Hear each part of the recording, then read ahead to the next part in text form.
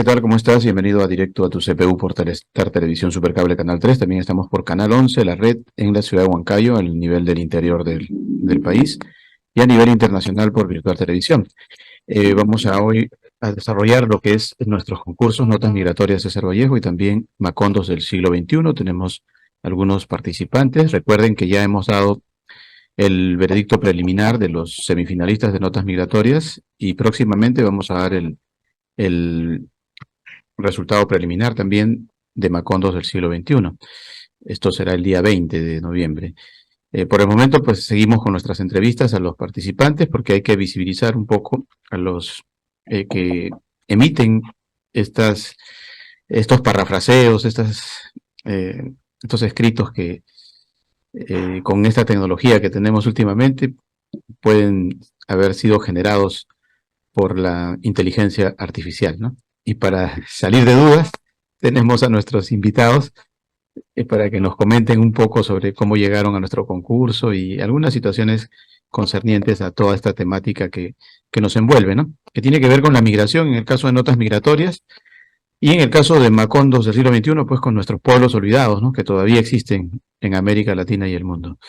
Bien, vamos a comenzar entonces con Nicolás, que fue el primero que se conectó. Nicolás está en Colombia, es Nicolás Fajardo, y bueno, él participa desde Tunja, ¿no?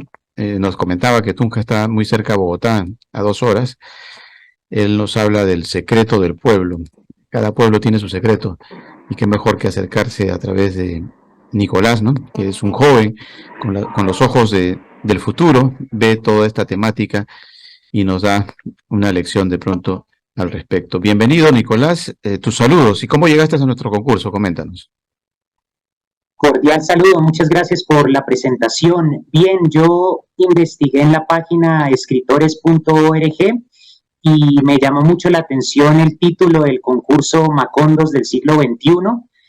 Creo que la idea de mantener el tejido viviente de la memoria preservado a través de la literatura es algo muy llamativo, muy pertinente para sobre todo los escritores latinoamericanos, y leí las bases del concurso y me llenó de admiración la idea de preservar la memoria y de rescatar del olvido de esos pueblos de Latinoamérica por medio de la narrativa.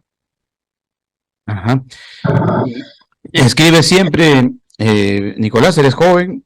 ¿Cómo así has logrado mantenerte al margen de la televisión, por ejemplo, que absorbe a veces y te deja sin palabras, ¿no? Incluso la tecnología ahorita de Internet te invita también a lo mismo muchas veces. ¿Cómo es tu lucha? Coméntanos tú, que siendo tan joven.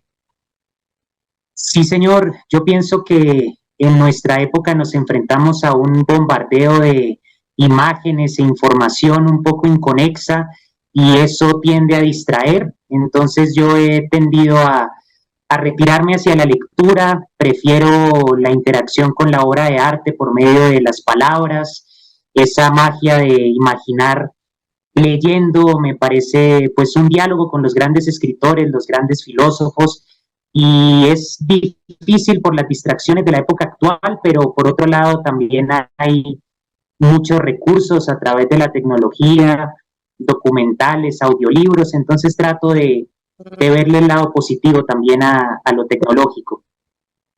Ajá. Y Tunja, que está a 2 horas de Bogotá, ¿es un lugar apartado de la civilización o tú crees que está lo suficientemente cercano a lo que es la gran ciudad, por ejemplo, la capital de Colombia, como es Bogotá? Cercano, sí señor, bastante cercano. Es una ciudad con unos 200.000 habitantes, entonces es una ciudad siempre un poco ocupada, pues llena de actividad, con muchos edificios, entonces sí está bien cerca de la civilización, sí señor. Bien, bueno, luego nos vas a comentar un poco respecto a tu temática. No es tan macondo como Tunja, entonces, como lo describiría García Márquez, ¿no? Pero luego conversamos sobre eso. Vámonos con Matilde, que tiene la mano levantada. Ella está, Matilde, si no me equivoco, en España, ¿no? Ella nos habla de anclados en el pasado. Hay situaciones que tienen que ver con precisamente ese detenimiento, ¿no? Hacia lo que fue. Y también dicen que siempre lo pasado fue mejor, algunos tienen esa frase, ¿no? Es un orgullo del nuestro existencialismo. Pero bueno, Matilde, coméntanos cómo llegas al concurso, más allá de que luego, más adelante, ya nos vas a narrar parte de tu temática. Inicialmente, preséntate y cómo es que te acercas a nosotros. Bienvenida. A ver si te escuchamos, Matilde. Se cayó Matilde, creo, no la veo. Bueno, luego seguimos con Matilde, está ella conectándose desde España, seguramente hay alguna desconexión. Seguimos con Daniela. Daniela está en los Estados Unidos, en los United States of America. Ella vive, según los datos que tenemos acá, en el Brooklyn, ¿no? Y también es colombiana, ¿no? Emigró hacia Estados Unidos. Coméntanos cómo llegas a nuestro concurso y qué diferencias hay, por ejemplo, la manera de introducción entre lo que vivías en Colombia y el Brooklyn, ¿no? Tenemos ahí algunas informaciones bastante fuertes de lo que significa hablar del Brooklyn, pero también sabemos que es cerca de la Gran Manzana, bueno, toda una alegoría de lo que significa la convivencia con los Estados Unidos de América. Bienvenida. Sí, muchas gracias por la invitación. Es un placer estar aquí con todos ustedes. Yo llegué al concurso por la página de escritores.org también. Y el nombre de Macondo me retumbó mucho porque en Colombia nosotros tenemos nuestro Nobel de Literatura, García Márquez, en el 82. Entonces ese nombre siempre estuvo así como retumbando y yo tenía algunos escritos acerca de la ciudad de donde yo soy, Colombia, que realmente está al sur del país, en frontera con Ecuador. Mi ciudad se llama Pasto y yo sí pienso que es un Macondo olvidado, siempre ha estado política, económicamente hablando así, olvidado por el Estado. Entonces retumbó mucho ese primer acercamiento con el nombre de Macondo, el concurso. Entonces decidí enviar mis escritos allá y emigré a Estados Unidos hace ya 2 años y claramente la diferencia cultural es un choque grandísimo, extrañando a Colombia mucho, pero he continuado escribiendo, conociendo y eso les puedo contar. Bien, bien. Daniela, ya luego nos vas a comentar algo más sobre tus escritos y también, ¿por qué no hablar de lo que significa tu experiencia migratoria allá en el Brooklyn? Luego conversamos. Bien, vámonos con Analí. Analí está acá en Perú, ¿no? No sé exactamente, pero me parece que está en Lima. Ella nació en Puno, ¿no? Y tiene la experiencia del altiplano y por ahí viene su parafraseo. Coméntanos cómo llegas a nuestro concurso, Analí. Bienvenida y gracias por participar. Buenos días. Sí, yo soy de Perú. Actualmente vivo en Lima, pero no, gran parte de mi vida la he pasado en Puno, en Cusco, principalmente por el sur del país. Y me parece que justamente por esa experiencia que he tenido viviendo allí, en estos lugares, es que me llama tanto la atención todo el imaginario que se forma por lo que es la cultura andina, ¿no? Y esto lo relaciona para poder participar del concurso. La mayoría de los cuentos o relatos que escribo son justamente de este mundo cultural andino, ¿no? Del sur del país. Bien, Analí. Bueno, luego seguimos conversando un poquito más. Parece que estás en un lugar un poco turbulento. Lima tiene mucho movimiento, ¿no? Recuerden que la mayor cantidad de población del Perú está asentada en la capital, en Lima. Hay una explosión demográfica increíble, ¿no? Por eso que Lima nunca duerme. Prácticamente en Lima se dan todos los escenarios, desde lo fantasioso hasta lo increíble, porque somos muchos hacinados prácticamente en una población grande también, ¿no? Porque el territorio es bastante grande, pero hay un desborde popular, definitivamente. Luego hablamos de eso, Analí. Bienvenida, gracias. Vamos a saludar a Rodrigo Tombesi, que se encuentra en la Argentina. Él está un poco, seguramente a pocas horas del fútbol, pero me extraña que esté aquí, porque los argentinos hoy están pensando en fútbol nada más, ¿no? Vamos a ver cuál es el esfuerzo que hace él para estar con nosotros y por qué no está con el fútbol. Algo le está pasando. Bienvenido, Rodrigo. ¿Cómo llegaste a Notas Migratorias o a Macondo del siglo XXI?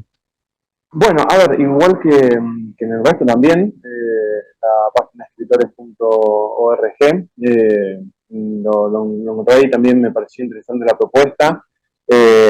Si bien es verdad, los argentinos siempre estamos muy relacionados con el fútbol, es algo que igualmente sigue estando, pero la literatura es algo que me gusta. Y igual tengo que confesar que soy un lector de no mucho tiempo, ¿no?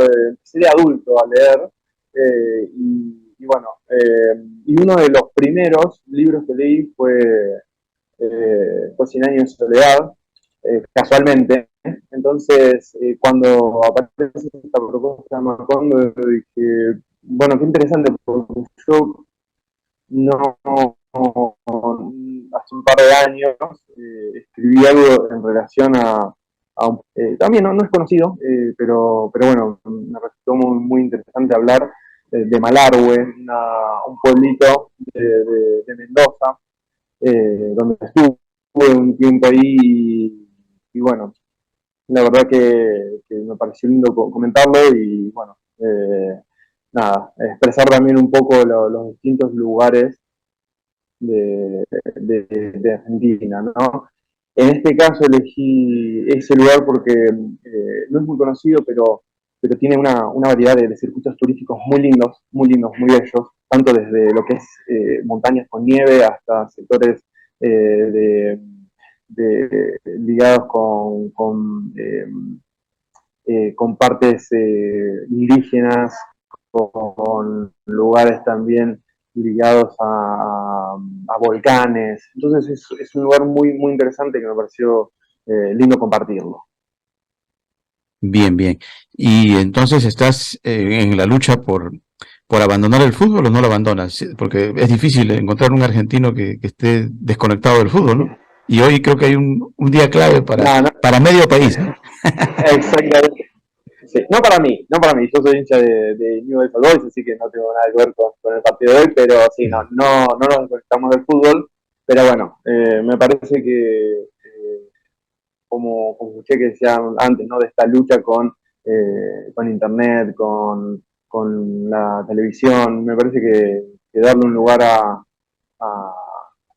la lectura es muy importante. Y es algo que lo conseguí, insisto, de adulto. Antes por ahí que no le daba tanta importancia y ahora de adulto me pareció algo súper interesante y ahora cada vez intento decir, bueno, me falta todavía leer este otro y este autor nuevo y bueno, y es interminable la verdad, pero es hermoso. La verdad que descubrí un mundo hermoso hace, no sé, más o menos unos 10, 12 años, que ahora me apasiona la lectura. Bien, bien, gracias, Rodrigo. Seguimos dentro de breves momentos conversando algo sobre tu tema ya específicamente, ¿eh? Vamos a saludar al doctor Walter Hernández Juárez. Él es abogado y generalmente está frente o bien al que está a punto de ir preso o ir libre, ¿no? ¿Cómo llegar a esta temática del parafraseo, doctor? ¿Cómo abordar ya ser un poco cursi? Porque creo que el abogado es más lacerante, más directo, ¿no? O tal vez no conocemos muy a fondo lo que significa un abogado y puede haber también algunas situaciones así románticas como las que usted ha intentado transmitir a través de sus escritos en Notas Migratorias. Bienvenido y gracias por participar. Muchísimas gracias, don Jorge. Un gusto estar con tanta gente joven. Yo soy aquí el abuelito del grupo, me da la impresión. Y yo llegué a esto de Notas Migratorias porque en algún momento fui galardonado por la Fundación, por la Universidad Hispanoamericana de Lima, con un doctorado honoris causa por temas de derechos humanos, etcétera. Y ahí he mantenido un contacto tanto con usted como con otras personas. Y lo que hice fue matar un viejo gusanillo que tenía yo desde muchos años de temas de poesía, incluso prosa, incluso novela, que en algún momento espero publicar, porque como buen abogado, para ser abogado, lo único que se requiere no es tener vocación, sino saber leer. Si usted sabe leer y tiene paciencia, no hay quien no se reciba de abogado ahora, o por lo menos de licenciado en Derecho. Ya ser abogado es otra cuestión. Y al respecto de su comentario, le he de decir que la palabra abogado viene de abogar, de negociar, de transar, y no de pelear, si no seríamos peleadores, que mucha gente confunde muchas veces el derecho con eso. Y como el derecho es algo dinámico, igual que la vida misma, la vida me ha enseñado a que hay momentos y hay pausas necesarias para autoalimentarse, para retroalimentarse, y eso es a través de la lectura. Soy de una generación que no conoció, apenas estaba yo naciendo cuando empezó a llegar la televisión a mi país. Además, yo tengo dos países, mi madre es argentina, mi padre es costarricense, crecí en los dos países y apenas estaba empezando la televisión. Yo no fui víctima, como pasa lamentablemente ahora con muchos jóvenes, de cierta tecnología. Disculpen el ruido de fondo. Estoy en el patio, en la parte frontal de donde yo vivo, en un lugar rural en Costa Rica, en la zona de Atenas, Alajuela, y por acá pasan algunos camiones. Entonces yo me acerqué mucho a estos temas de la literatura porque aprendí a leer y escribir por instancias de mi padre y mi abuelo, muy pequeño, y toda mi vida he sido un lector apasionado de todo lo que me ha caído en las manos, absolutamente de todo. Y mucho de lo que yo leía se orientó hacia temas de poesía. El Martín Fierro era casi obligatorio en mi casa, Leopoldo Lugones, Jorge Isaac de Colombia, José Mármol, Rubén Darío, por supuesto, que además fue amigo de mi abuelo. Mi abuelo era periodista y publicaba una revista ya por 1918 donde Rubén Darío colaboraba con él y otras personas muy conocidas en el ámbito literario como Jorge Luis Borges. Entonces, todo eso más tarde o más temprano me iba a llevar a que me animara a publicar algunas de las cosas o a participar en este tipo de eventos que son maravillosos. Uh-huh. Bien, bueno, es interesante ese periplo que ha tenido y bueno, hay que ver hasta dónde llega en esta edición. Los jóvenes tienen también esa misma intención suya, pero creo que la juventud nunca se pierde, así es que usted está en todos sus cabales, en todo su potencial, tal vez incluso para llevarse el concurso, ¿por qué no? ¿Qué aspira luego de esto? ¿Podría ser publicar algo ya específicamente de poesía? Me imagino, ¿no? Pues sí, yo más bien en este momento estoy viendo si de aquí a diciembre publico un poemario corto, breve, 40, 50 páginas, de una colección de poemas que he ido escribiendo a lo largo del tiempo. Y quizá por exceso de autocrítica, quizá porque uno como abogado tiene una formación que lo hace revisar los alegatos para no hablar de más ni hablar de menos. A veces uno revisa y revisa y revisa y nunca termina de concretar y decir ya está listo para meterlo al horno. Pero bueno, me he decidido y aparte de participar en el concurso, seguramente voy a publicar un poemario. A mí de los libros que publico que son de tipo académico, etcétera, etcétera, ¿verdad? Claro. Ahí vamos, don joven. Bien, bien, bien. Bien, gracias por participar. Luego conversamos un poco más sobre su tema en específico, sobre sus parafraseos. Vámonos con Nicolás. Nicolás Fajardo, él nos escribe El secreto del pueblo. Dice, después de presenciar tantas veces la misma escena, ya nadie parecía sorprenderse y muchos creían que lo que ocurría en el pueblo era inevitable, como la enfermedad o la vejez. A veces pasan cosas que se repiten en nuestra vida, ¿no? A veces pasan cosas que son reincidentes y ya las creemos parte de lo normal, ¿no? Como dice él, como la enfermedad o la vejez. Y generalmente, pues últimamente, por ejemplo, lo vemos cuando pasa un hombre con el pan al hombro o sin el pan al hombro, ¿no? Pidiendo que alguien lo auxilie. Quizás si esa imagen fuera nueva, seguramente que agarraríamos lo que tenemos y se lo daríamos para que pueda el hombre llevarse un pan a la boca, ¿no? Pero, ¿qué sucede? como ya lo vemos tantas veces, simplemente lo vemos pasar y se acabó, ¿no? O sea, nos volvemos un poco indolentes. Coméntanos un poco al respecto de esa parte de tu narrativa, Nicolás. Sí, señor. Yo ambienté el relato en un pueblo ficticio llamado Villa del Sol, pero tenía la intención de convertir ese pueblo en un arquetipo del pueblo acosado por la violencia del conflicto armado en mi país. Entonces trato de explorar la complicidad del silencio, trato de explorar la psicología de la indiferencia de una población que sabe lo que está ocurriendo en el pueblo, es un misterio, un secreto para el protagonista, pero algunos de los habitantes saben lo que está sucediendo y sin embargo escogen vivir su cotidianidad haciendo la vista gorda a lo que está sucediendo. En concreto son las desapariciones de unos jóvenes. Entonces me parece muy importante cuando se trata de la memoria, justamente el título del concurso Los Macondos del siglo XXI, al final de 100 años de soledad, el último de los Buendía descubre que los pergaminos de Melquíades eran una crónica de la historia de los Buendía y de Macondo, pero lo descubre demasiado tarde y la moraleja es que aquellas estirpes que no descifran su historia, que no preservan su memoria, pues están condenadas a no tener una segunda oportunidad sobre la faz de la tierra. Y me parece muy importante mantener esa memoria viva porque es una forma de luchar contra la indiferencia, contra la impunidad de lo que sucede. Ese es el tema un poco del escrito. Ajá. Sí, es parte de tu narrativa, ¿no? Ahora, sí, señor. Dices, vivimos en una nación que comienza a ver la guerra como su pasado. ¿Es cierto eso? ¿Ya Colombia ve la guerra como su pasado? Algunos dicen que no, que todavía la guerra continúa. ¿Tú eres de aquellos que dicen lo contrario? Yo personalmente opino que continúa. Últimamente se ha vivido una situación muy difícil en cuanto a los líderes sociales. Las estadísticas son muy preocupantes. Más de 300 líderes sociales asesinados. El conflicto continúa, pero hay personas que quieren un poco encubrir ciertos aspectos del conflicto, distanciarse de ciertas realidades. Entonces es un tema que polariza mucho, pero yo personalmente opino que sigue, evidentemente, las mismas formas de violencia, incluso si miramos, por ejemplo, la guerra entre liberales y conservadores de la década de los 50 del siglo pasado, hay algunos episodios que parecen repetirse como en un eterno retorno. Entonces no solo es que siga la guerra, sino que sigue con las mismas características, en mi opinión.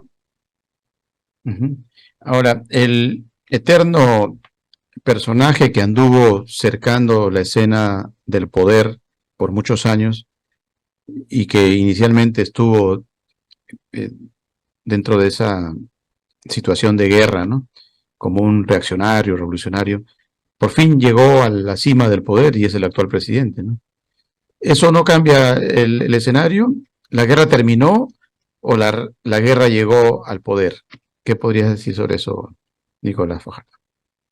Yo pensaría que el actual presidente Petro tiene unas propuestas en materia de paz muy importantes porque vivió en carne propia ese conflicto, tuvo sus ideales, su lucha política, su proyecto de una sociedad. Y en el discurso de Petro se ve una voluntad de conciliar, no es un discurso que denuncia con la intención de perpetuar el conflicto, sino es un discurso que busca la conciliación, pero a partir del esclarecimiento de los hechos. Entonces se ha estimulado mucho la búsqueda de la verdad. Hay organismos enteros dedicados a esclarecer qué fue lo que ocurrió en el conflicto con la intención de llegar a un proceso de reconocimiento colectivo de nuestra historia y a un proceso también de sanación, pero no de perpetuar la violencia, no de echar culpas, de alimentar resentimientos, sino de mirar hacia el futuro. Entonces yo pienso que ha cambiado efectivamente. Es muy difícil, sin embargo, llevar a cabo todas las propuestas porque la política es un campo de batalla, pero opino que está la intención, por lo menos en las políticas del presidente actual. Bien, bien. Nicolás. Bueno, luego conversamos un poquito más. Sí, Como señor. ven, la temática de Nicolás y la temática de todos, ¿no? Siempre nos lleva, más allá de lo estrictamente literario, pues a abordar otros temas que no son ajenos a nuestra vida eh, común y corriente, ¿no? Y que algunos dicen, oye, pero ¿por qué tocar esos temas? Bueno, creemos que es necesario, precisamente ese es el valor de la literatura que nos acerca, no tan estrictamente como lo hace de repente un reportaje periodístico, ¿no? Que ya va a tocar el tema directo, ¿no? En este caso, eh, nos envuelve y nos invita a reflexionar, que es lo más importante, ¿no? La reflexión por encima de cualquier opinión a priori que podamos tener de los escenarios que estemos observando. Bien, nos vamos con Daniela, que también vivió un poco de esto. No sé si en Pasto se ha vivido lo que se vive en Tunja, como nos lo describe Nicolás. ¿Hasta qué punto se acerca un poco lo que dice Nicolás a lo que tú has vivido en Pasto? Ya que tienes 2 años nada más por allá por Brooklyn, creo que todavía tu memoria colombiana está muy grabada. Daniela, coméntanos al respecto. A ver, Daniela. Parece que Daniela no la tenemos. Sí, te escuchamos. Perdón, no escuché la pregunta, se Ah, cortó un poco el tema del sí, internet. te decía que hasta qué punto, no sé si lo escuchaste bien a Nicolás, tú lo que viviste, tu experiencia en Pasto, se asemeja un poco a lo que él describe en su escrito. Más allá que tú estás también tratando algunas situaciones específicas de ese pueblo, ¿no? Te escuchamos. Sí, bueno, yo creo que lo que dice el compañero Nicolás es algo que el país entero vive, ¿no? Unas zonas más que otras, claramente. Ciudades grandes como Bogotá o ciudades con capitales grandes claramente no lo viven como lo viven otras zonas como veredas o pueblos montañosos como lo es mi pueblo, ¿no? Sin embargo, yo puedo decir que soy una afortunada porque no viví en carne propia eh, estar en esa guerra, ¿no? De las fuerzas revolucionarias y del ejército y de disidencias de esos mismos grupos, ¿no? Eh, Sin embargo, sí, el pueblo donde yo nací y crecí, sí estaba cerca de las zonas de conflicto y cuando llegué a la universidad me encontré con muchas personas que salían de esos pueblos y de esas veredas y entonces los relatos que ellos, los recuerdos de esa infancia que ellos tenían era, por ejemplo, que los papás cuando habían enfrentamientos, de una les decían como métase debajo de la cama o debajo de la mesa y ellos decían que realmente en las noches no podían dormir tranquilos porque en cualquier momento se disparaban estos enfrentamientos. Entonces sí conocí a personas, sí escuché muchos relatos e historias de esa violencia, ¿no? Que desafortunadamente Colombia aún vive. Uh-huh. Bien. Ya, coméntanos ya ahora específicamente sobre prosa de los dioses, ¿no? Por ahí leíamos algo que dice, gelada, lleve su gelada. ¿A qué se refiere? ¿A una bebida helada o algo así? Sí, es como un postre dulce que en Colombia, bueno, o en mi tierra específicamente, la comemos mucho cuando llega el verano. Entonces es gelatina congelada y las personas en los mercados o en las calles la venden mucho, ¿no? Entonces ese es como representar ese vocifereo que los vendedores ambulantes tienen allá. Entonces dice, gelada, gelada, lleve su gelada. Entonces uno llega, se acerca y les compra a ellos. Y así. Uh-huh. Ajá. Tú también nos dices que sobre el país nuestro ya escribieron otros periodistas, críticos, comentando prácticas en desuso. ¿Cuál es la diferencia entre lo que tú escribes y lo que has leído? Bueno, yo creo que cada escritor, cada autor tiene su estilo, ¿no? Su manera de representar o de expresar lo que quiere decir, ¿no? Pero realmente yo siento que que a veces cuando encuentro a un autor nuevo y me toca tanto, tanto, tanto el alma, intento como no escribir como él, pero sí me he dado cuenta que en algunos de mis escritos se reflejan un poco, ¿no? De cómo ese autor escribe. Entonces, yo creo que un nuevo autor es el retazo de todos esos autores que a lo largo de su vida ha ido conociendo y leyendo. Ujú. Bien, bien. Bueno, luego nos sigues comentando un poco más sobre tu narrativa de prosa de los dioses, eh, que tiene que ver con Colombia y un poco nos acerca, sin querer queriendo, al tradicional Macondo, ¿no? De García Márquez. Bien, vámonos con Rodrigo. Rodrigo también está abordando pues, una temática que dice algo bueno en tus ojos. Rodrigo dice que la vida se compone de etapas y no hay cosa peor que quedar varado en un limbo de incógnitas.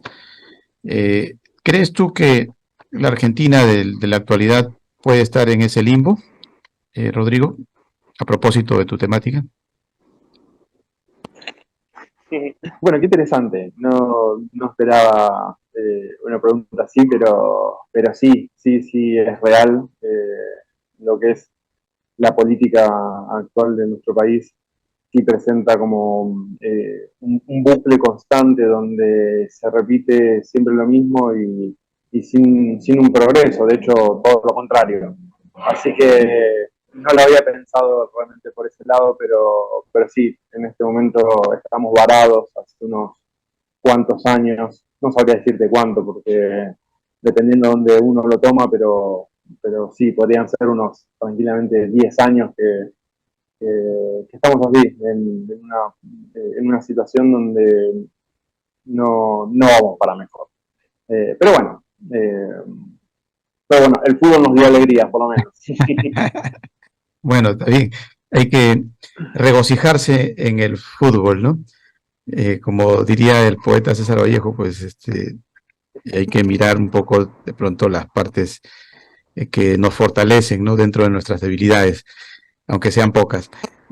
Coméntanos un poco sobre Malargüe, sur de la provincia de Mendoza. ¿Cómo es Malargüe?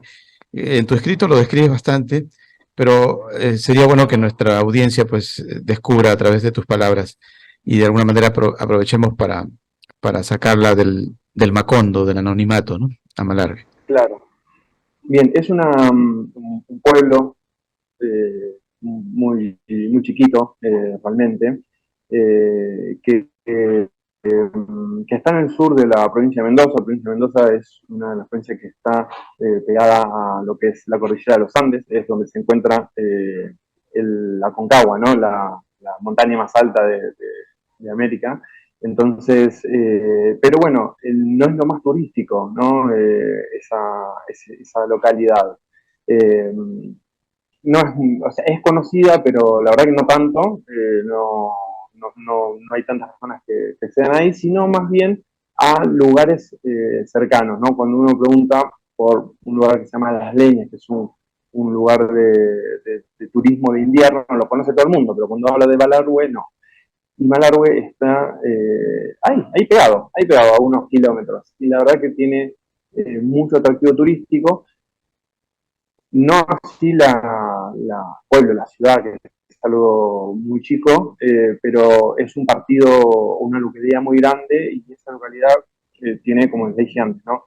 Sectores donde hubo volcanes, se llama La Payunia, que es muy interesante. Tiene otro sector que se llama la Cueva de las Brujas, que también relata lo que es los pobladores,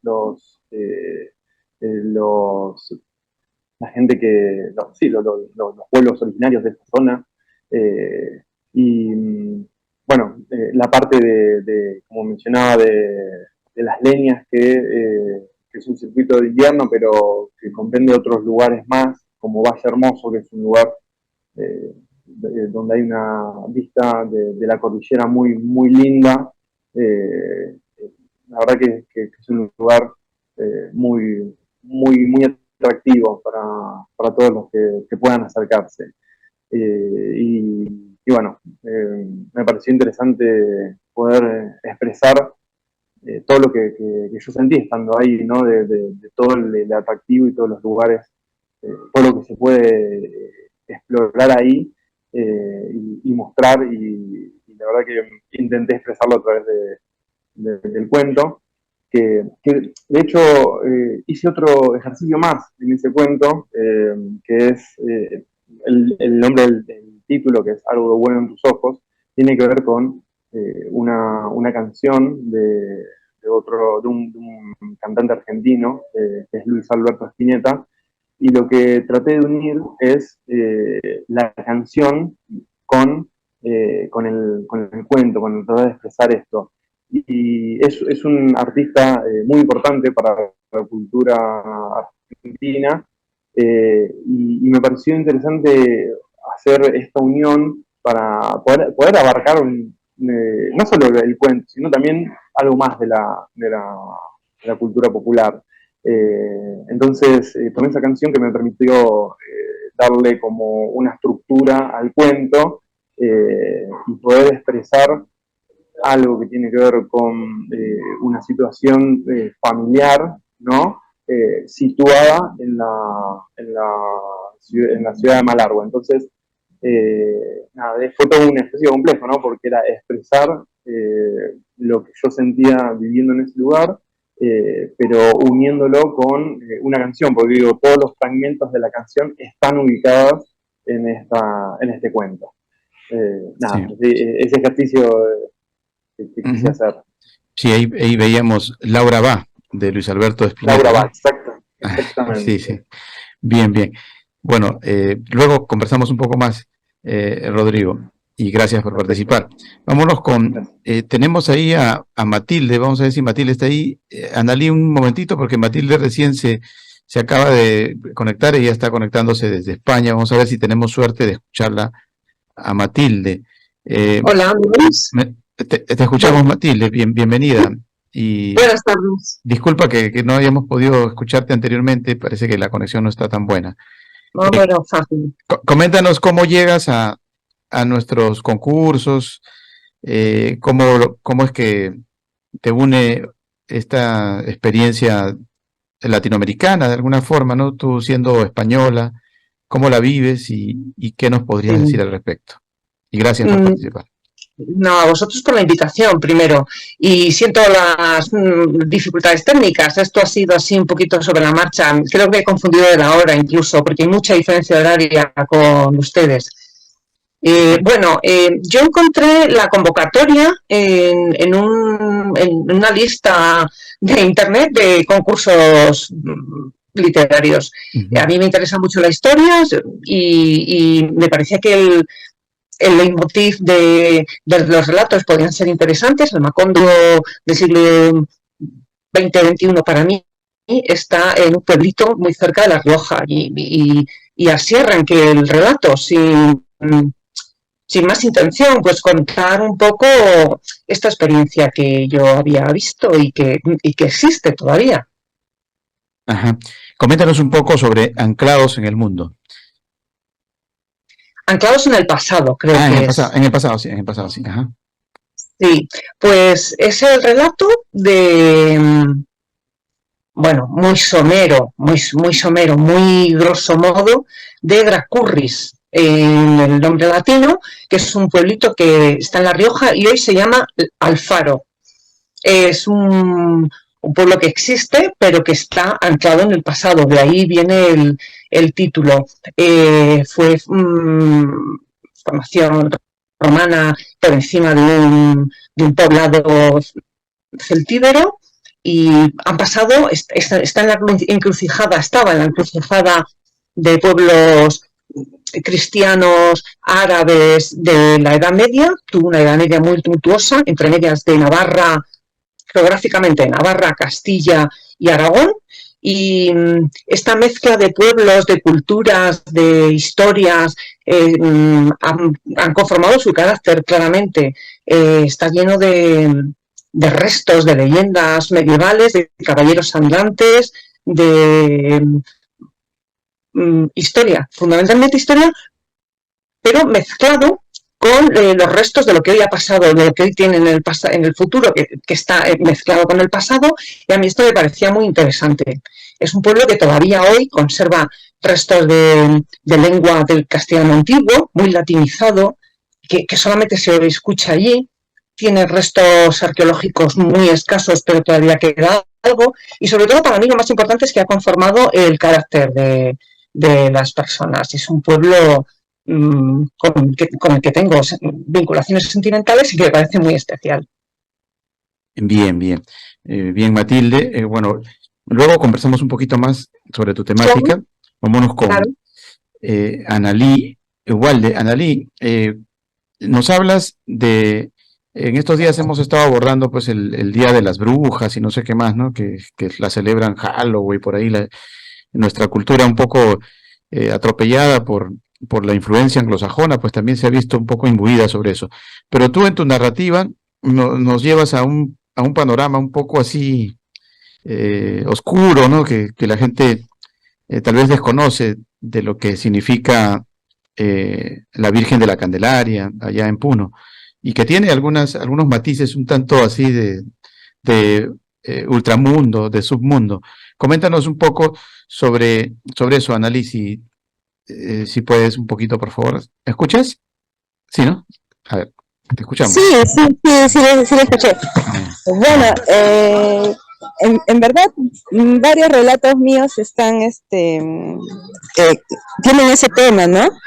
Lo que pasa es que, claro, en esta festividad, que es una fiesta patronal que se da en Puno, de la Virgen de la Candelaria, es bastante conocida. Puno es reconocido aquí en Perú como la capital del folclore.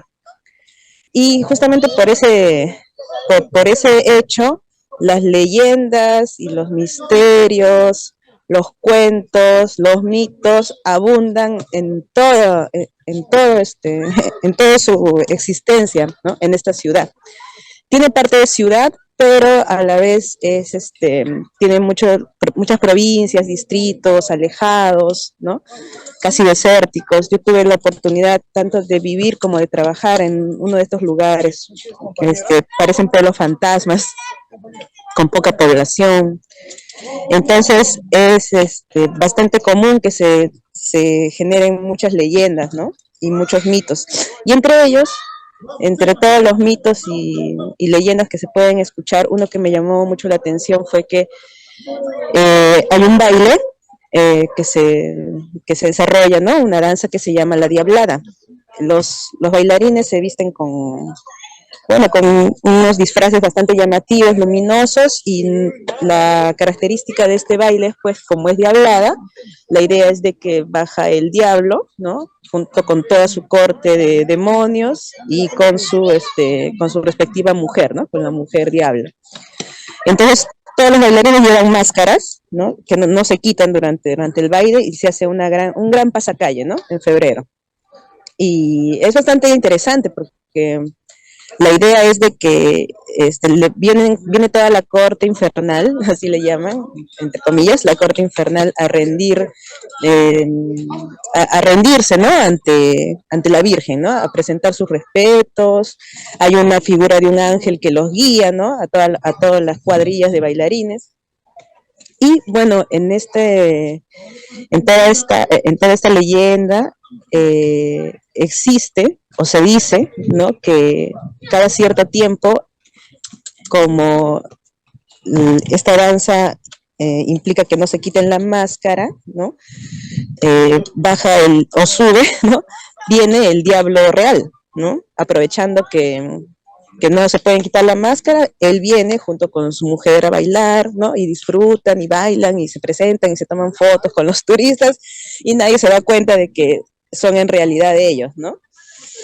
Entonces, esto es bastante interesante para mí, por eso es que escribí este cuento, ¿no?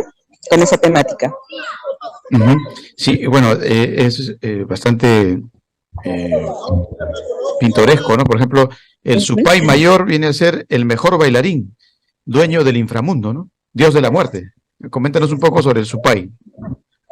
Sí, justamente la figura del Supay, lo que pasa es que cuando hubo este conflicto de la conquista, ¿no? Ujú. Con el catolicismo, con la instauración del catolicismo, como que se tenía pensado de que acá, en las culturas que fueron conquistadas, como que era algo vacío, ¿no? O sea, como que no había nada que respetar, ninguna cultura que cuidar. Entonces, desde el occidentalismo, específicamente desde la religión católica, se viene con esta idea del bien y el mal, ¿no? El diablo, Dios y el diablo, ¿no? El enfrentamiento eterno. Pero en el mundo andino, antes de que esto surgiera, no existe tal dicotomía, ¿no? Lo que hay en el mundo andino y lo que había antes de la conquista era no una especie de bien y el mal, más bien la figura que pudieron un poco acoplar a la figura del diablo occidental fue justamente el Supay. Pero el Supay andino, digamos, sí es un pequeño diablillo, pero no es malo, no es alguien maligno, pero sí es alguien burlón, alguien picaresco, alguien que se ríe de ti, te hace bromas, te toma el pelo, te juega trucos, porque en el mundo andino esa era la imagen que se tenía del mal, ¿no? En contra de lo que es lo sagrado, de la seriedad católica y todo lo que se instauró en ese momento. Entonces es este personaje del Supay, que es, sí, pues, el señor del inframundo, que como no es malo, más bien es burlón y le gusta divertirse, por eso viene a la fiesta de la Candelaria a bailar, ¿no? Esa es la imagen. Sí, sí. Bueno, es bastante gracioso, pero al mismo tiempo te da una idea de lo que éramos antes, ¿ah? Porque, por Claro, ejemplo, el trabajo para nuestra cultura normal es un sufrimiento, ¿no? Pero el trabajo para nuestros aborígenes es motivo de alegría. Por así ejemplo, es. hacerle un techo al hijo que no tiene casa es una situación de unión de todos un domingo, gratuitamente todo el mundo se une y le hacen el techo, ¿no? Y se embriagan, bailan, nadie sufre, nadie trabaja, todo el mundo se divierte. Entonces es otra expectativa diferente con respecto a lo que tenemos nosotros a la hora de abordar el mundo, ¿no? Nosotros sí estamos sufriendo, uy, tengo que ir a trabajar, y el Cierto. sufrimiento de por vida, ¿no? Uy, el diablo es malo, el diablo no sé qué, el diablo es un burlón, ¿no? Es simplemente lo grotesco y se acabó, Exacto. ¿no? Bien, Analí, luego seguimos conversando un poquito más ya para la manera de despedida. Vámonos Bien, gracias. gracias a ti, Analí. Eh, vámonos ya perdí el orden, pero vamos a ver si lo retomamos. El doctor Walter Hernández Juárez y su temática poética, ¿no? Eh, yo me hundo en todos los rubores de tus risas, y por ahí está el diablo, creo yo. Me ves desde tus ojos azules como el cielo, consumí en mi silencio tu rechazo. ¿Andaba usted despechado al escribir esto, doctor? Coméntenos un poquito, por favor. Mira que no es exactamente así, se podría decir que este es un poema que se empezó a escribir en la mente y en el corazón hace más de 40 años. Producto, uno escribe de las cosas que uno ha vivido a lo largo del tiempo, ¿verdad? En aquellos años, empezando la universidad en Buenos Aires, conocí a una muchacha y se inició el lógico afán de uno como hombre de conquistar a una mujer que lo había deslumbrado. Las cosas evidentemente no salieron bien. Sin embargo, yo escribo eso mucho tiempo después, y ya uno lo escribe con una visión diferente, porque uno, tanto los éxitos como los fracasos, los va atesorando ahí en ese rincón del alma que uno llama nostalgia, y a veces aflora, y entonces uno logra plasmar en muy pocas líneas, porque en realidad es un poema de 2 estrofas, una serie de sensaciones, una serie de sentimientos muy lindos, y que en el transcurso de los años se van transformando, pero son positivos, resultan positivos para ya verlos con los ojos que los ve uno, ya con la voz de la experiencia y a la luz de tantos años que han pasado, ¿verdad? Y ahí al final de la primera estrofa, además, hay un pequeño homenaje que alguna gente tal vez lo va a identificar. Hay un pequeño homenaje al que en ese momento era para mi generación, lo ha sido para muchas, pero en ese momento era como la expresión de parte del boom latinoamericano, el homenaje a uno de los grandes poetas latinoamericanos que era Pablo Neruda. Hay un pequeñísimo homenaje, no sé si usted lo encontró, Jorge. Sí, sí, bien, bien. Y coméntenos de Neruda, por ejemplo, en la actualidad, se han recortado las palabras, el léxico como que se atropella, pero ¿el amor continúa o usted cree que no? ¿Qué pasa con ese atropellamiento en los muchachos, en los jóvenes? Mire, lo que pasa es que el amor se va transformando, no es lo mismo el amor adolescente cuando uno no ha vivido, cuando uno siente la desesperación de que se enamora por primera vez y cree que es la primera y la única vez que se va a enamorar y no sabe todo lo que la vida le depara. Pues, además ha habido un culto en ciertos sectores de nuestra sociedad occidental de algunos temas muy melodramáticos.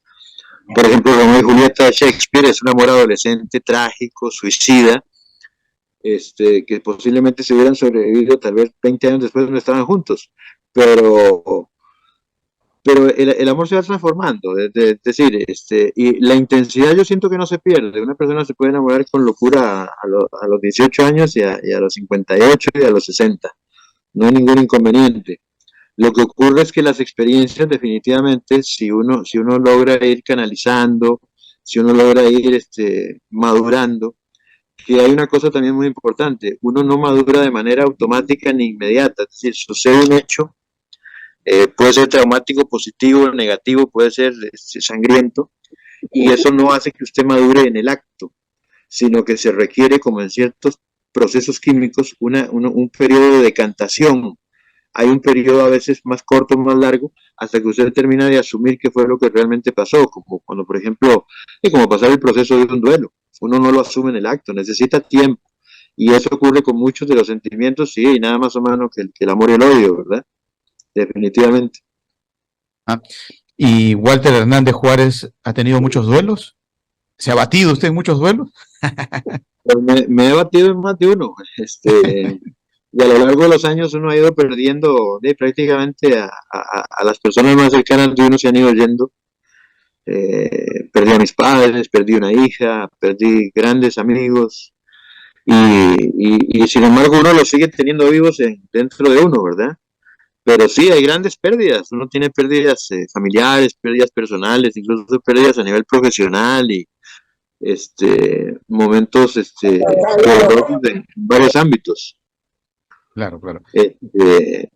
Así que sí, hemos tenido buenos duelos y también hemos tenido muy buenos festejos y muy buenos carnavales. Claro, los carnavales, ¿no? Los gozos, las alegrías, tienen que estar ahí. Bien, bien. Luego le seguimos conversando ya en la parte final, doctor, gracias por participar. Vámonos con Nicolás. Nicolás, no sé si lo tenemos a Nicolás. Sí, está ahí, Nicolás, ¿no? Sí, señor. ¿Qué tal, Nicolás? Bueno, los peores peligros no vienen del infierno, sino del hombre.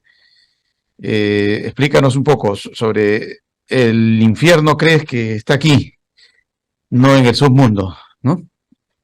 Sí, señor.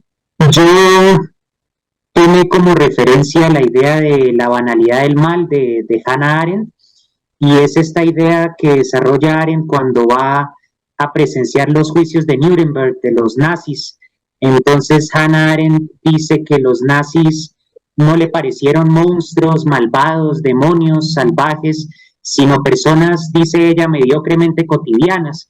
Entonces la banalidad del mal es esa inquietante cotidianidad de la violencia, la posibilidad de que las personas en circunstancias extremas, aunque no sean violentas, normalmente se comporten de forma distinta por las circunstancias y sean capaces de cometer atrocidades. Entonces, en esa frase de que el infierno está en lo humano, quiero transmitir esa inquietante realidad de la violencia que florece en las personas menos esperadas en el contexto de una guerra. y en nuestro país desafortunadamente ha sido algo recurrente. Por ejemplo, en la violencia entre liberales y conservadores, amigos de muchas décadas se mataban repentinamente por el color de una bandera, si eran liberales o si eran conservadores. Campesinos, personas humildes se podían convertir en asesinos por el infierno de la guerra. Entonces eso era lo que quería expresar en esa frase. Ajá. Y a propósito de guerras, ¿cómo ves tú la posición, por ejemplo, volviendo al que está en la cima del poder, ¿no? Respecto a esta situación tan difícil que se presenta entre Israel y el grupo Hamas de Palestina? ¿Crees que hay que solidarizarse con estos señores del Hamas?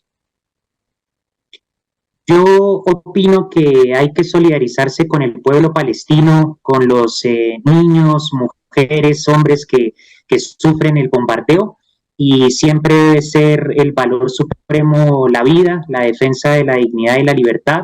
Entonces, yo personalmente comparto la condena de lo que está haciendo Israel cuando afecta a civiles que no tienen nada que ver en el conflicto, y me solidarizo con el pueblo de Palestina, pero no con Hamas particularmente, sino con la gente que sufre los bombardeos y que sufre los horrores de la guerra. Uh-huh. De ambos lados, de ambos lados. Claro, de ambos lados. En el caso de Israel también, bueno, recuerda que todo empezó por un ataque de Hamas, ¿no? O sea, tampoco podemos decir que son unos angelitos, al revés, ¿no? Por ahí empieza el infierno. Bueno, luego seguimos ya en la parte final, Nicolás. Vámonos con tu compatriota, que está, Danielita, que está en Nueva York. Daniela, nos tienes por ahí, aparte en Prosa de los Dioses, pues algunas situaciones de parafraseos, básicamente, ¿no? En torno a lo que significa el lugar que describes. ¿Qué crees que puede ser lo más destacado que quisieras tú que el público que lee tu narrativa, pues, se quede con él, ¿no? Que se lo lleve con él, consigo? ¿Cuál sería la parte que más le dedicaste, de repente, una ponderación para que el lector se sienta identificado con ello? Bueno, Prosa de los Dioses nace en plena pandemia, cuando yo aún estaba en Colombia. Bueno, las cosas ya estaban mejorando, ya podíamos salir un poco. Habían algunas restricciones, ¿no? En algunos lugares que no podían haber mucha gente. Sin embargo, decidí escribir este poemario a mi ciudad y realmente verme representada, ¿no? Porque todos en algún momento hemos sido transeúntes. Entonces, Prosa de los Dioses endiosa a los transeúntes de la ciudad de Pasto. Entonces salí y me puse a ver a las personas caminar, sentadas en un parque, comiendo en algún lugar, y empecé a perfeccionar, a no ver sino a mirar a esas personas que en algún momento no se me hubiera ocurrido mirar. Y entonces empecé a escribir sobre eso, ¿no? Porque todos hemos sido transeúntes en algún momento, y realmente hubo un profesor en la universidad que describía a las personas de la ciudad, decía que éramos como la neblina, ¿no? Indescifrables, porque es una ciudad que ha estado a lo largo del tiempo muy abandonada por el Estado y desde la época colonial, ¿no? Realmente, cuando surgió todo esto de la conquista y de la independencia, mi ciudad fue una de las que dijeron: no, nosotros queremos seguir con el rey de España. Y hubieron muchos enfrentamientos, y entonces quedó como una frase muy coloquial, ¿no? Que en Colombia nos dicen, es que los pastusos son brutos, porque no se querían independizar, o sea, querían seguir allí. Entonces, realmente hay muchas personas que aún lo dicen, ¿no? Que pastusos tan brutos, ¿por qué no querían hacer eso? Y bueno, en alguno de los poemas está descrito cómo realmente nos sentimos como transeúntes, abandonados, ¿no? Como por por las grandes capitales del país. Y es eso, retratar un poco lo que uno vive como transeúnte. Bien, bien, Daniela. Ya vamos a ir cerrando ya nuestro programa de hoy con Rodrigo. Y luego, bueno, les vamos a dejar unas palabras a cada uno para que nos den tal vez algunos puntos que no tengamos nosotros anotados y que quieran ustedes que se destaque. Rodrigo dice, en mi vida depende siempre de las demás personas. ¿Estás hablando por ti o por todos los argentinos? Porque últimamente como que la noticia que sale de Argentina es un poco dramática. Coméntanos un poco al respecto, Rodrigo. Perdón, me repetí la pregunta, justo se cortó un poquitito. Ajá, decías ahí en tu temática, mi vida depende siempre de las demás personas. ¿Crees que eso refleja lo que pasa actualmente con los argentinos en general o simplemente hay que remitirnos estrictamente a la narrativa? A ver, me parece que no solamente los argentinos, sino que a todos los seres humanos. Yo soy psicólogo, ¿no? Y una de las cuestiones importantes a entender desde la psicología y principalmente desde el psicoanálisis, donde me manejo yo, que es cómo influye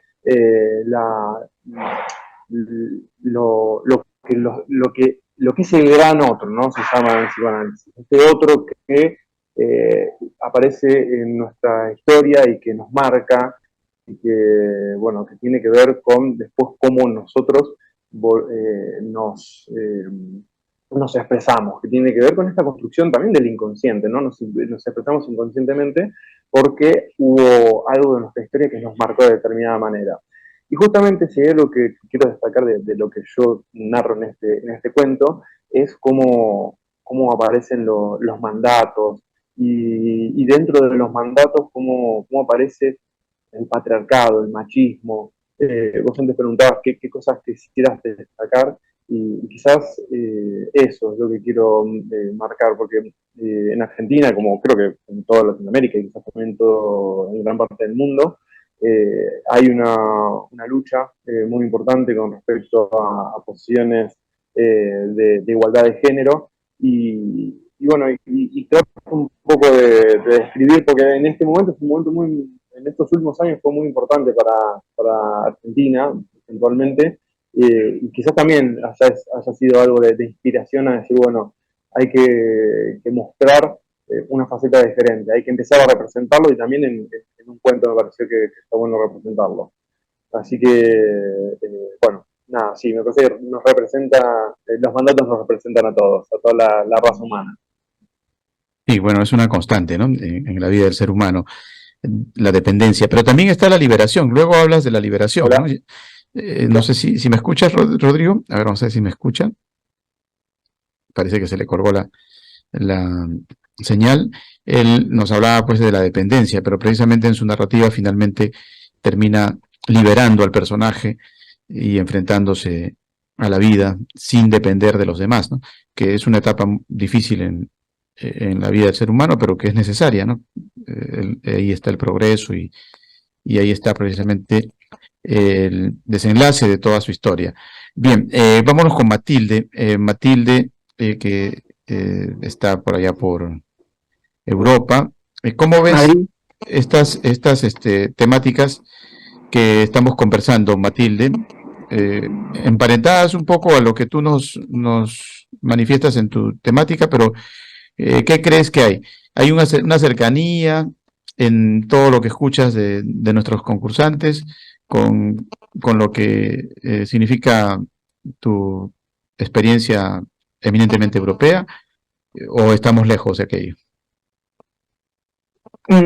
Por lo que he oído hasta ahora, estamos muy lejos. Creo que los relatos o las historias de cada uno tienen más que ver con el apego, con el folclore, con el sentimiento, con el arraigo a la tierra, a la historia particular, a la idiosincrasia de los pueblos, más que a un concepto común.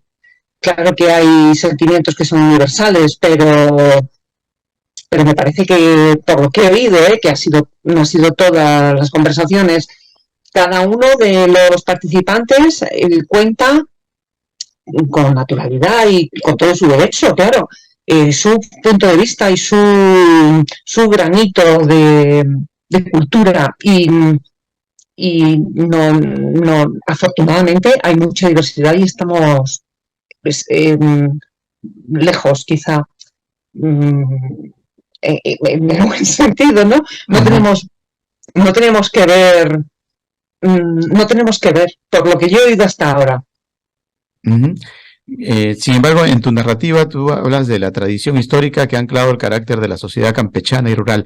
O sea, la sociedad campechana y rural está dentro de esa tradición histórica que todavía se conserva en España, al menos en el lugar que tú escribes. Claro, sí, las zonas rurales, quizá esto sí es más universal, las zonas rurales siempre son más primitivas, más arcanas, más cercanas a la historia, al terruño y a la tradición. Esto es lo que yo quería marcar en mi relato. O sea, dentro de que el Gracurris latino, que es ahora Alfaro, es un pueblo, claro, perfectamente dentro, organizado, pensado y relacionado con Europa, con el mundo occidental y con la modernidad, en el fondo todavía sus raíces lo hacen ser pues un poco misterioso, un poco arcano, un poco primitivo, un poco todavía conservador, rural, sus gentes un poco toscas, tiene rasgos que no, por supuesto, no ocurren en las ciudades ni en las zonas más modernas, a pesar de estar en Europa. Eso es un rasgo, es un país, de un lugar difícil de entender desde fuera, me parece a mí, ¿eh? Ajá. Y claro, para nosotros, por ejemplo, pensar de que en América Latina los macondos estén todavía latentes es un poco más probable, pero la probabilidad se aleja un poco cuando hablamos de Europa. Pensamos de que ya por allá los macondos casi no existen, pero de acuerdo a lo que tú nos escribes, da la impresión que sí, porque tú por ejemplo, anotas adormecido, los habitantes de hoy permanecen, han parado la historia, antigüedad y actualidad de la mano. O sea, hay un detenimiento, hay todavía lugares así. Sí. El relato que yo intento describir es así. Es una ciudad, es un pueblo, más bien es una villa que tuvo muchísima importancia en la Edad Media, en la Edad Moderna, y que vive todavía, no vive, pero en su recuerdo último, su imaginario colectivo, siguen siendo los herederos de la cristiandad, de los valores medievales, del conservadurismo, de una época que en Europa ya no existe. Esta edad media pasada ya no existe. Afortunadamente, seguramente ya no existe. Ahora es todo mucho más moderno. No sé, ahora que lo pienso, no sé si para bien o para mal. Bueno, también nos hablas de la situación ya de la persona como tal, su desarrollo. Dice, no le gustaba estudiar porque quizá ello suponía esforzarse demasiado. Su máximo logro era su juventud, aderezada de una figura esbelta y fresca, una apariencia virginal. ¿Crees que hay gente así todavía, que no les importa el estudio? Bueno, es que este personaje que describo es una señora, ahora existe, es una señora que es muy mayor, tiene más de 80 años y claro, en esta época en que ella era joven, bella y virginal, es la época de los años... de los años 50 en España. Los años 50 marcaron una formación de las mujeres muy especial, muy oscura también. Había pocas mujeres que pudieran estudiar, que se interesaran por el estudio. Había, en general, poca cultura, y más en zonas rurales, y más especialmente para las mujeres. Y entonces este personaje en concreto hay que verlo en su ámbito, en su familia, en su mentalidad absolutamente católica, recalcitrante. Es uno de los personajes más conservadores y que más marca el relato. Sí, bueno, dentro del relato también se tiene una idea de que siempre tratando de ir más allá del relato, ¿no? Que en España, pues, la fe católica, la religiosidad, siempre marcan a los componentes de ese país. Y aquí lo explicas un poco, ¿no? Y dices que, bueno, que sí hay un acercamiento, ¿no? Hacia Dios, pero también hay un acercamiento a los trabajos de campo y a las tareas domésticas, ¿no? Por ejemplo, a la chica le gustaba coser, a la madre, bueno, la encauzaba al hilo del bordado, y al corte y a la confección, no sé. O sea, hay situaciones que se emparentan mucho con lo que acontece por aquí, ¿no? O sea, similitudes en ese aspecto, porque siempre hay una lucha, ¿no? Entre los jóvenes que son rebeldes y quieren divorciarse, por ejemplo, de ese catolicismo, de esa identificación con Dios y no sé qué más, y también de las tareas domésticas, incluso de las tareas de campo, ¿no? Hay gente que ya no quiere el campo, ya dice, no, yo quiero la ciudad. Pasa lo mismo, al margen de tu narrativa, ¿cómo lo ves? Sí, sí pasa, sí pasa. Esta familia, estos personajes están descritos, ya os digo, desde los años 50. Alfaro es una población muy, muy agrícola y vive del campo, pero lamentablemente los jóvenes lo están abandonando. Solo quedan las personas mayores. Están quedando las personas mayores. Y eso que en la actualidad la zona de La Rioja, el campo de Alfaro, es una de las zonas más ricas de España. Produce los mejores vinos de La Rioja, las conservas, de eso también lo cuento en el relato. Tiene una huerta riquísima y tiene muchísimas facilidades para ganarse en la vida, y sin embargo parte de las personas que trabajan la tierra ahora son inmigrantes o inmigrantes, muchos de ellos de Latinoamérica. Hay muchos ecuatorianos, peruanos, curiosamente, que son los que vuelven a trabajar la tierra.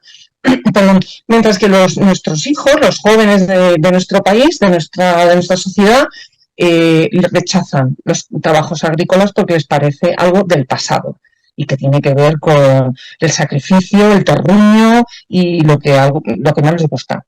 Uh-huh. Sí, bueno, algo acontece también algo similar, ¿no? En Perú, por ejemplo, con lo que es el Perú llamado Lima, y los capitalinos pues no quieren ir al campo, ¿no? Se divorcian un poco de ello, ¿no? Y se españolizan en este caso, ¿no? Si utilizamos el término, como acontecía en un principio cuando incluso se independizó todo, pues también copiamos, al final tuvimos un gobierno similar a lo que teníamos anteriormente, ¿no? Y estamos en esa lucha. Pero bueno, también hay acá algo interesante ya a manera de despedirnos de ti, Matilde, y poco a poco de cada uno de los muchachos. Dices, no hay en este lugar funcionarios, ni escribientes, ni nobleza de alcurnia, ¿no? Por lo general eso acontece en nuestros pueblos olvidados, ¿no? Pero se habla de todo porque la petulancia de los tertulianos da mucho de sí, lo cual es un mal generalizado. O sea, en los pueblos olvidados no tenemos gente de alcurnia, obviamente, ¿no? Pero sí se habla de ello, ¿no? Y hay una especie de petulancia, o sea, de decir, no, yo me codeo con tal o cual, y siempre estamos elucubrando más allá de lo que significa la realidad. Eso se mantiene, creo que es una situación que la tenemos como raíz o como herencia española, que somos un poco petulantes. ¿Qué nos puede decir, Matilde? Sí, se mantiene, sobre todo en zonas rurales tan cerradas, tan tradicionales. El centro de atención de las novedades es todavía hoy el casino. En los años 50 y 60 la literatura y la historia nos ha contado siempre que los tertulianos más importantes eran el cura del pueblo, el médico o el veterinario, el alcalde, las fuerzas vivas, las fuerzas más importantes. Bueno, pues ahora ya no se reúnen solamente hombres en el casino, pero las tertulias siguen siendo lugares y ámbitos muy, muy dados a ser el centro de atención del pueblo y, sobre todo, creerse el centro del mundo. O sea, yo lo que pienso y mis amigos y mis tertulianos son lo que va a marcar el rumbo. De lo demás no me interesa nada. pero mis tertulianos y mis amigos y mis noticias, cuanto más locales mejor, es lo que a lo que hay que hacer caso. Y este es uno de los aspectos más curiosos de estas zonas rurales, de este pueblo, que sigue pensando que es el centro del universo. Esto es lo que a mí me llama más la atención, y que está fuera, completamente fuera de la modernidad, fuera de lo urbano y de todo lo que está pasando en el resto del mundo. A eso me refiero.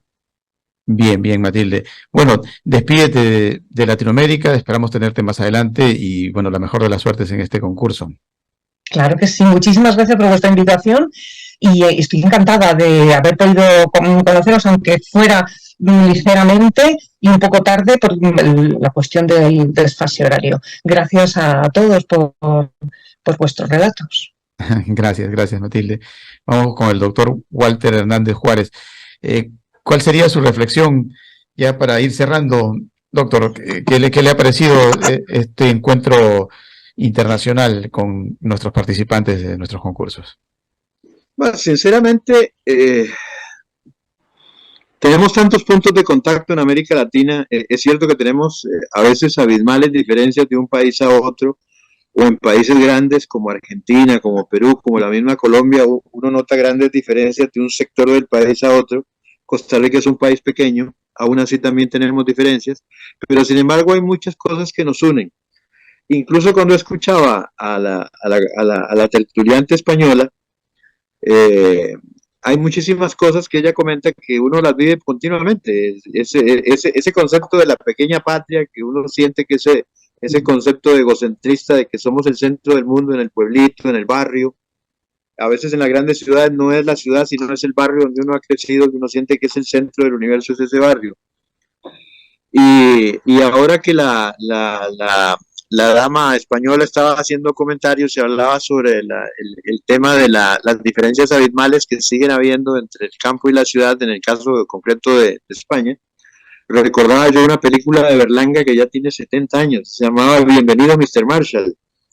Es una película sumamente interesante, una película que deberían pasarla periódicamente porque retrató un momento histórico de España, pero tiene elementos universales que trascienden las fronteras y trascienden los tiempos, ¿verdad? Sí. Y en América Latina seguimos esperando a Mr. Marshall, ¿verdad? Y bueno, y a otros señores ahora que vienen de China, de Rusia, etcétera, etcétera. Pero lo que más me ha interesado es el tema de que se nota en varios de los participantes, particularmente los dos compañeros colombianos, es esa nota dolorosa de esa sangre que se ha derramado durante tantos años en general en América Latina, en algunos casos más en particular. Nosotros acá en Centroamérica tenemos el eterno conflicto que ha habido en Nicaragua, la violencia en Honduras, en Salvador. Y ahora, precisamente que hablamos de César Vallejo y los temas migratorios, Costa Rica es un punto de paso de una impresionante cantidad de migraciones que están llegando desde el norte de Sudamérica, del centro de Sudamérica y el norte de Sudamérica, camino hacia el norte. Y es terrible, es una tragedia humana impresionante. Desde la Segunda Guerra Mundial no se veía un movimiento de masas a nivel mundial, porque no solamente es en América Latina, es en África, es en Asia, es en la misma Europa, con los conflictos que se han venido dando y ahora con la terrible tragedia de lo que está ocurriendo en Gaza, que uno ve estos movimientos masivos de gente y la crudeza y el dolor que representa para la gente el tema de tener que emigrar, del desarraigo. En ese sentido realmente me ha complacido ser partícipe, he aportado muy poquito, el tema mío era muy pequeño en realidad comparado con las notas tan importantes que estaban dando los compañeros sobre temas muy actuales, muy profundos y además que lo que resulta más doloroso es que son temas de siempre. Es decir, esta conversación la podríamos haber tenido en 1960 y la vamos a tener lamentablemente en el 2040 y vamos a seguir luchando porque no logramos concretar y básicamente en América Latina, ya dejando de lado España, que somos un producto de esa mezcla del aborigen con el español y el choque de culturas y y todo lo que ha habido, seguimos siendo latinoamericanos que nos queremos más de lo que nos conocemos, y en la medida en que no logremos mayor conocimiento de nuestra identidad y nuestra manera de ser y pensar, posiblemente no logremos la estabilidad que una región tan rica merece. Ese sería mi comentario final, don Jorge. Muchas gracias por la invitación. Gracias a usted, doctor. Y bueno, esté atento porque en cualquier momento seguimos convocando más reuniones. Recuerde que el 20 tenemos otra cita para conocer a los clasificados de Macondos del siglo XXI, y el 31 de diciembre pues tenemos el resultado definitivo de todos los concursos. Un día, el último día del año, tenemos la noticia ya final. Bueno, vámonos con Analí. Analí, la vemos a Analí en plena labor, me parece, ¿no? Porque la diferencia del peruano con el resto de los demás hermanos es que aquí la laboriosidad es inmensa. Incluso puedes estar abordando, por ejemplo, un Zoom, como en este momento lo está haciendo Analí, y ella está haciendo sus labores, ¿no? Porque así es, de pronto, ya la costumbre, ¿no? De tantos años de crisis que hemos vivido, que se nos ha quedado grabado, y a pesar de que ahora hay una cierta pasividad, tranquilidad en torno a lo económico, ¿no? Y a las cosas que se han normalizado después de aquella época del terrorismo y no sé qué más. Bueno, a pesar de eso, ya es el hábito que se tiene en el poblador peruano. Analí, ¿qué tanto te movilizas? Te vemos ahí ya de manera despedida. Coméntanos, ¿en qué parte estás de Lima? Y disculpa que te estemos interrumpiendo un tanto, quizás llevándote a la parte narrativa de tus experiencias con nosotros, pero en la vida práctica, ¿qué recorres? ¿Cuáles son tus pasos? Y a manera de despedida, explícanos. Tu micrófono, Analí, tu micrófono. Bueno, actualmente estoy, como les decía, viviendo en Lima, Ajá. En el cono norte de Lima, que es algo así como, bueno, relativamente nuevo, ¿no? Lugares nuevos que se han formado en el crecimiento urbano de Lima. Ajá. Y bueno, no tendría más que decir, ¿no? Solo que no escuché la pregunta. Sí, bueno, es que te comprendemos. Bueno, te deseamos suerte, Analí, y gracias por transmitir la historia del Supay, ¿no? De lo diabólico, pero desde un punto de vista burlesco, ¿no? Satírico, y no tan tenebroso como lo hacen los anglosajones con su Halloween. Despídete del público, Analí. Sí, gracias, sí, me animé a participar en este concurso. Básicamente lo que yo busco mostrar con mis relatos es este sincretismo que hay en la cultura andina, que permanece hasta ahora, ¿no? Ajá. Bien, Analí, te dejamos. Gracias por participar. Gracias. Bueno, es el símbolo de la mujer peruana, que les repito, pues siempre es así, siempre es un trajinar, ¿no? Y creemos que la vida es dura por América Latina y por el mundo, ¿no? Pero para estar bien, pues en estos lugares hay que trabajar no al 100%, sino al 150%, ¿no? Y no hay que perder incluso también la ilación de participar en esta parte tan importante que es la cultura, ¿no? A través de estos concursos. Y eso es el valor de pronto de la participación de Analí. Bien, nos vamos a despedir ahora ya de Nicolás. Nicolás también es el reflejo de lo que es el futuro, ¿no? Porque es un muchacho joven que lo tenemos y le agradecemos por de alguna manera darnos la esperanza de que nuestros jóvenes pues estén preocupados por este tipo de transmisión reflexiva, ¿no? De temáticas, y no de aquellas irreflexivas que abundan en las redes sociales, por ejemplo, ¿no? Gente que opina, grita o dice improperios. Eso no. Lo que queremos es algo pensado, algo reflexivo. Y bueno, tu despedida, Nicolás, tal vez algo que quieras agregar tú, que nos quieras transmitir. Gracias por participar. Muchas gracias a ustedes. Yo quisiera ofrecer mi gratitud y gran reconocimiento por el esfuerzo de los organizadores de este espacio. Me parece que da esperanza para la lucha por legitimar el arte, en este caso la literatura, en esta época es como una rosa que surge en medio del desierto. Y también quisiera agregar que la labor de escribir suele ser algo solitario, independientemente de los resultados del concurso. Me parece que estos espacios donde podemos socializar nuestros relatos, donde podemos escucharnos, donde se puede aprender de la parte humana de la literatura que muchas veces está oculta detrás de las páginas, me parece muy, muy valioso y espero poder participar en espacios así enriquecedores. Creo que es una labor admirable la que hacen y me llena de gratitud poder compartir con todos ustedes y muy interesante todo lo que han comentado los participantes. Muchas gracias. Gracias, Nicolás. Recuerden que participan en esta ocasión y como dice Nicolás, pues más allá del resultado, pueden seguir haciéndolo. Hay gente que lo viene haciendo ya por varios años, ¿no? Algunos han llegado incluso a ser semifinalistas, pero no han logrado ganar y dicen, bueno, yo voy a insistir hasta que logre ganar, y participan anualmente. Son recurrentes sus participaciones de diferentes lugares del mundo y eso enriquece más incluso el concurso, porque ya son viejos amigos que participan recurrentemente de nuestras notas migratorias y de nuestros macondos del siglo XXI. Daniela, en Brooklyn, New York, al lado de Biden, coméntanos, y lejos de Petro. Lo dejaste a Petro y te fuiste con Biden, Daniela, no puede ser. Petro se va a enojar, se va a enojar, y de repente agarra y se va nuevamente para las guerrillas. No creo, ya superó esa etapa, Petro. Bien, Daniela, despídete del público y tal vez algún mensaje final.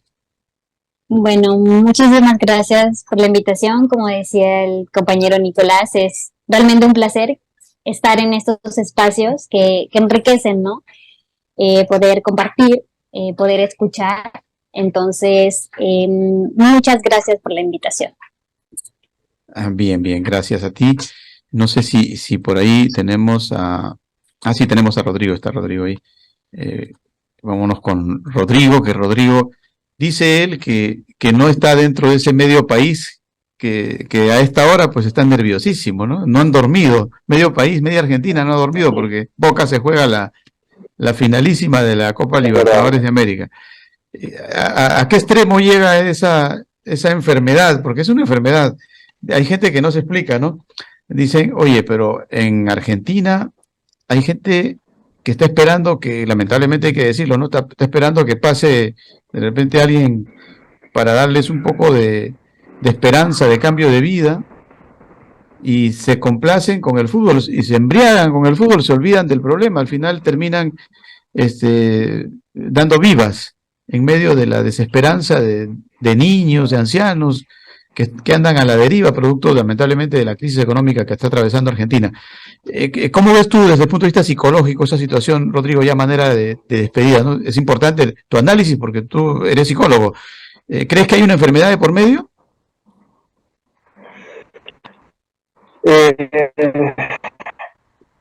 Yo creo que tiene que ver más con la idea de poder no sé, momentos más complejos y llevarlo a algo que en algunos casos permite el disfrute, en otros casos permite poder expresar, no sé, de una manera yo creo que también hasta artística, ¿no? Puede ser dentro del fútbol porque hay todo un folclore dentro de lo que son las canchas y nada, me parece que no sirve muchas veces como para desconcentrarnos de la realidad cotidiana que estamos viviendo y bueno, nada, lo importante y ojalá que suceda, o por lo menos me suceda a mí, es que sigue siendo un juego y que es lo que nos permite momentáneamente pensar en otra cosa, pero después hay que centrarse en la realidad cotidiana y bueno, espero que la mayoría lo pueda ver de esta manera. Claro, es importante, ¿no? que la gente comprenda de que gracias al fútbol, pues la gente en nuestra hermana República Argentina pues estén en estos momentos tranquilos, más allá de todas las precariedades que se puedan presentar, ¿no? Es una especie de catarsis, ¿no? Que ayuda también, ¿no? A desahogarse de repente por unos momentos y ya luego volver a la realidad, pues simplemente tener la esperanza también. Dentro de poco están ustedes en un proceso electoral, ¿no? Vamos a ver si por ahí gane quien gane, siente un poco cabeza, ¿no? Y haga algo distinto a lo que se viene haciendo, porque lo que se ha venido haciendo, lógicamente, no está bien, ¿no? Sí. Más allá no hay de buenas expectativas igual en general, no hay muy buenas expectativas, estamos ante un balotaje y en general no, porque hay una parte que es de extrema derecha y la otra parte que es el oficialismo, que es el que está actual y que realmente no está pudiendo lograr hacer las cosas bien. Entonces, nada, se complica mucho el futuro argentino. Sí, es difícil, ¿no? Es difícil avisorar una situación positiva. Pero bueno, lo último que se pierde es la esperanza, Rodrigo. Tu despedida final, porque nuestro corazón está con Argentina. Despídete del público. Bueno, agradezco también este espacio. Coincido con Nicolás de que lo que es la escritura es un espacio solitario, pero que a veces, o sea, que estén estos espacios está buenísimo para poder expresarlo. Yo hace poco tiempo decidí que mis escritos los empiezo a mostrar. Antes los escribía como para mí, para tenerlos. Y la verdad que está bueno que existan estos espacios. Y además, este espacio en particular, porque uno también es un espacio de aprendizaje. Recién hablaban de Supay, y yo actualmente vivo en otro pueblo, sé que me gustan mucho los Macondos, en otro pueblo que se llama Suipacha, que el nombre viene de Supay Pachá, que es la tierra del diablo. Entonces, nada, mira cómo se conecta todo entre Latinoamérica. Así que, bueno, nada, agradecer de este espacio y del aprendizaje que se tiene todo el tiempo. Bien, gracias, Rodrigo, gracias a Nicolás, a Daniela, a Analí, al doctor Walter, bueno, a Matilde, a todos por participar de nuestro concurso.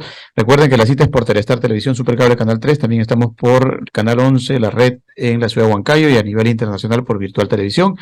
Que todo sea felicidad y bueno, más tarde a celebrar con el fútbol los que son fanáticos del medio país ahí en Argentina, ¿no? Y bueno, a seguir siempre la secuencia. Recuerden que vamos a estar siempre conectados con más entrevistas y los resultados definitivos el 31 de diciembre del presente año. Chao, hasta la próxima. Gracias. Adiós. Gracias. Gracias. Chao.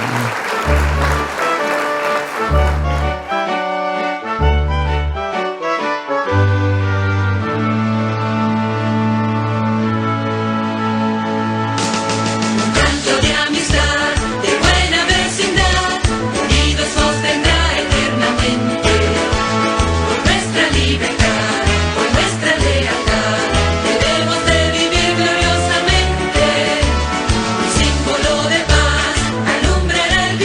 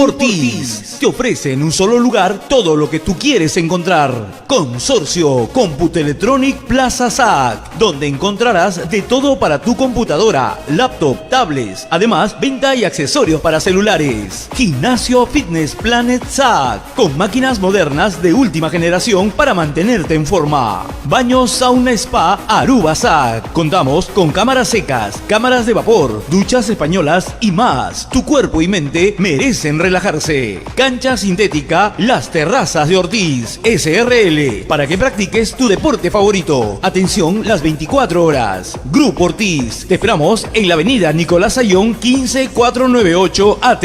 Grupo Ortiz.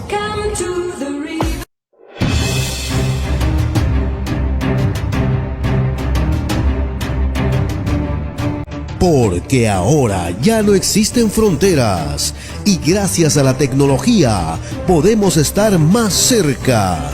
Y para ello tenemos una nueva alternativa televisiva, Directo a tu CPU, con el periodista Jorge Carrión. Un programa especial con invitados internacionales desde todos los rincones del mundo. Ahora en las pantallas de Telestar Televisión, Canal 3 Lima, Supercable.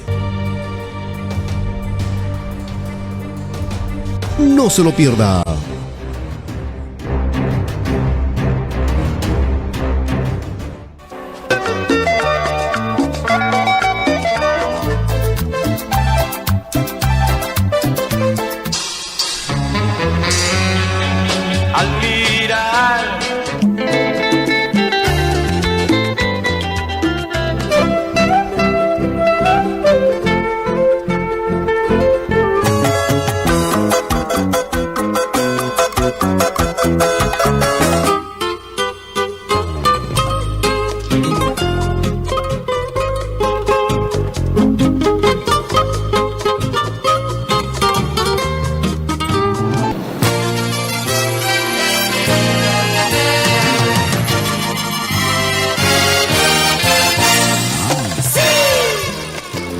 Directo a tu CPU.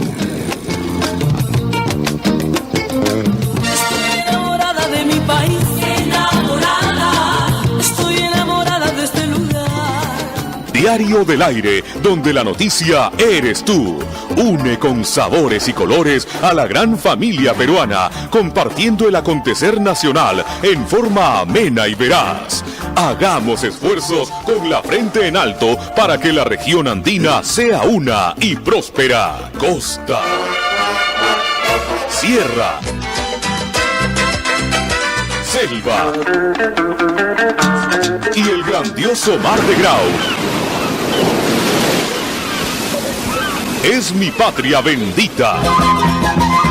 En el aire, la vitrina cibernética más auténtica del sagrado suelo que nos vio nacer, con hechos que harán historia y el más espectacular desfile de estrellas, siempre con la roja y blanca en el pecho. Por eso, cuenta conmigo, Perú.